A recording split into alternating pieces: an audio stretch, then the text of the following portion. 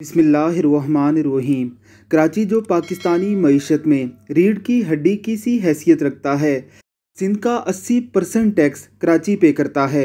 इसी टैक्स से मशीरों, वज़ीरों और तमाम हुकूमती अमले को तनख्वाहें मिलती हैं। यही टैक्स इनकी अयाशियों का बाइस बन रहा है। पाकिस्तान के बड़े बड़े इदारे इसी टैक्स की बुनियाद पर चल रहे हैं, लेकिन कराची की सूरत हाल ये है कि ज़रा सी बारिश क्या हो जाए, लोगों को मौत के लाले पड़ जाते हैं।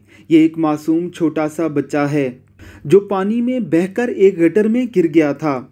इसके वालिद साहब और मोहल्ले वालों ने अपनी जान पर खेलकर इसे इस गटर से वापस निकाल लाया है, लेकिन कोई खबर नहीं छपेगी, कोई टीवी चैनल इसे कवर नहीं करेगा, क्योंकि ये जरदारी का बिलावल, शहबाज शरीफ का हमज़ा शहबाज, नवाज शरीफ का हुसैन नवाज, इमरान खान के वलायती बच्चे, किसी भी बड़े सियासतदान, जज या जर्नैल का बच्चा नहीं है।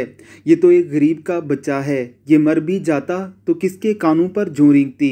अल्लाह रब्बुल इज़्ज़त की ज़ात कराची के लोगों को इन बदबख्तों से निजात देकर कराची को अच्छे इस्लामी हुक्मरान अता फरमाए। आमीन सुम आमीन।